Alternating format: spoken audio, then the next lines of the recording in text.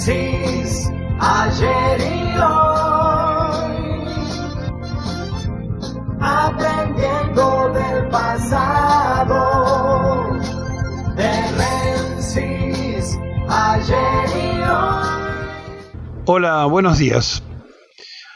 La Suprema Corte de Justicia uruguaya falló en la última instancia para que un exiliado o un escapado responsable de la prisión de mucha gente en la Argentina ya no puede pretender ser refugiado político en el Uruguay.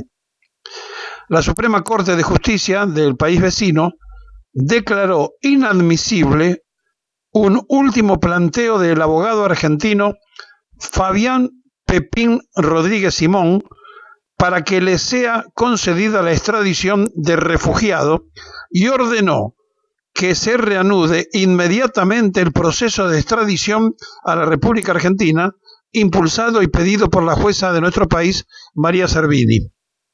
El fallo de la Corte del país del otro lado del Plata establece que la jueza de primera instancia, Adriana Chamisdrean de Uruguay, que ya había denegado el asilo político, reanude en forma inmediata el juicio de extradición para enviar a Rodríguez Simón a la Argentina en una resolución que se le dio a conocer a la prensa en el Palacio de los Tribunales de Uruguay. Pero no hay que hacerse ilusiones porque como cabe una apelación, esto va a llevar un tiempo más para que pueda ser extraditado. Y lo que busca Pepín es justamente esto, ganar tiempo, porque sueña con que Cambiemos gane las elecciones y entonces después cruzar el charco directamente sin ningún tipo de problemas, porque ya no habría orden de detención más allá de la justicia que miraría para otra parte. Lo que ha hecho este abogado como asesor principal de Mauricio Macri es inenarrable. Fue el que lo aconsejó al presidente saliente de que creara por decreto el nombramiento de los jueces de la Corte Suprema en la Argentina. Lo grave no es que firmó el decreto Macri, lo grave es que los actuales integrantes de la Corte Suprema que están siendo sometidos a juicio político en el Congreso argentino, en la Cámara de Diputados, en la Comisión de Juicio Político, aceptaron ser nombrados por decreto al mejor estilo de las dictaduras. Después se dieron cuenta y lo convalidaron con el Congreso Nacional. Y en vísperas del aniversario del golpe asesino contra el gobierno peronista de Isabel Martínez de Perón, antes de este 24, nos tenemos que dar cuenta que las prácticas de algunas cosas continúan en nuestro país sin ninguna clase de tapujo. El que no pensaba igual que el macrismo, le armaban una causa y para eso hacían el apriete. Entre ellos el fiscal Stornelli, que se ha negado a comparecer ante la propia justicia citada por jueces un par de veces y ahora ante la Comisión de Investigación del juicio a la Corte Suprema, el juicio político que se inició en la Cámara de Diputados. Se sienten impunes de toda impunidad. Se sienten los amos y dueños de la justicia en el país, a pesar de que no tienen el manejo político de la Argentina como lo tenían antes, pero se han dado todos los gustos en vida.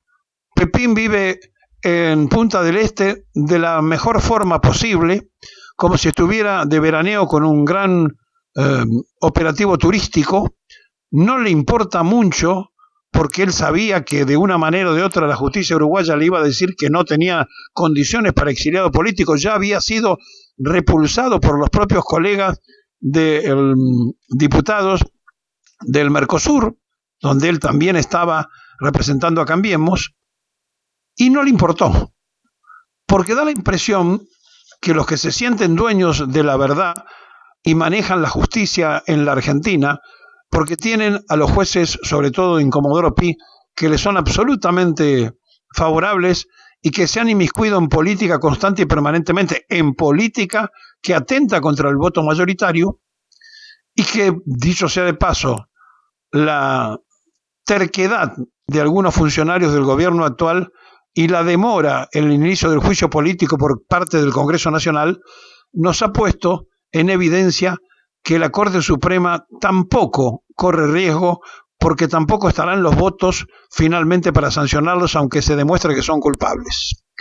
Y entonces tenemos una Corte Suprema que insólitamente maneja también el Consejo de la Magistratura, que se mete en el reglamento que pertenece solamente y se le atribuye al Poder Legislativo. Cada Cámara, diputados y senadores son soberanos para que con su reglamento elegir y aceptar cuántos bloques se les ocurra. Por lo tanto, no pueden ellos inmiscuirse judicialmente para decir este bloque no es porque es un subbloque y se abrió del otro, no le tiene por qué importar porque la decisión de los bloques es una decisión de los políticos y no de los jueces. Y dicho sea de paso, a los políticos hay que votarlos y elegirlos. Los jueces se quedan a perpetuidad. Y es mentira que todos somos iguales porque los jueces no pagan impuestos. Lo menos que tendría que hacer el Estado Nacional sería que los jueces paguen impuestos a las ganancias como cualquiera de los trabajadores de la Argentina. Pero claro, aparecen los Pepín Rodríguez Simón, que operan en las sombras y no tan en la sombra, inventan la prisión preventiva, la usan con toda su fuerza y el espionaje con todos los instrumentos del poder nacional puesto a disposición de una idea política, le permitió al liberalismo de Mauricio Macri hacer a gusto y placer. De hecho, no nos olvidemos que Mauricio Macri fue jefe de gobierno de la ciudad de Buenos Aires y llegó procesado. Fue presidente de la República y llegó procesado. Y tiene todavía causas judiciales dando vuelta. Pero eso sí, la mala de la película es Cristina Fernández. Rodríguez Simón fue director de YPF durante el gobierno de Cambiemos. Además fue diputado del Parlasur, asesor legal del Grupo Clarín, cuando entró en disputa con la ley de los servicios de comunicación. También fue el principal promotor de la designación de Carlos Rosenthal, hombre que atendía a Clarín como abogado, y de Horacio Rosati, los jueces actuales de la Corte Suprema de Justicia, que la Comisión de Diputados de Juicio Político está iniciando y tomando testimonios todo el tiempo por la incapacidad de la Corte Suprema y de los que habían aceptado ser nombrados por decreto por el propio Mauricio Macri. La Corte Suprema de Uruguay le dijo que no. El tema ahora está centrado en lo que va a tardar la operación para que finalmente venga como corresponde, esposado y detenido por delincuente. Corre el año 1976 y en la División C del célebre Colegio Champagnat se gradúa Fabián Jorge, un muchachito de 18 años. Nadie imagina que en un futuro lejano sería tristemente célebre por ser el primer prófugo macrista. ¿Se considera un perseguido político? Sí, claramente. No, discúlpame. ¿Por qué sería un perseguido, señor? ¿No te parece un poco excesivo, más acostumbrados a la Argentina a ser dador de asilo, que un argentino pida asilo político? No es que yo no estoy ni prófugo ni estoy a derecho, no estoy a derecho nacional. Pero en mi caso, concretamente lo que me llevó no fue que siquiera una persecución estatal. Acá hay una especie de, en Argentina, y lo que me parecía a mí es una especie de organización supraestatal. El juzgado de Salvini y Cubría no es el que me persigue, es un instrumento de la persecución. Ese juzgado está manejado, la doctora Salvini está grande, lo manejan empleados y estos empleados tienen unas vinculaciones muy públicas, muy notorias con operadores de los servicios de inteligencia. La historia de Fabián Jorge Rodríguez Simón no comenzó este último 8 de diciembre. Ese día solo se fugó a Uruguay.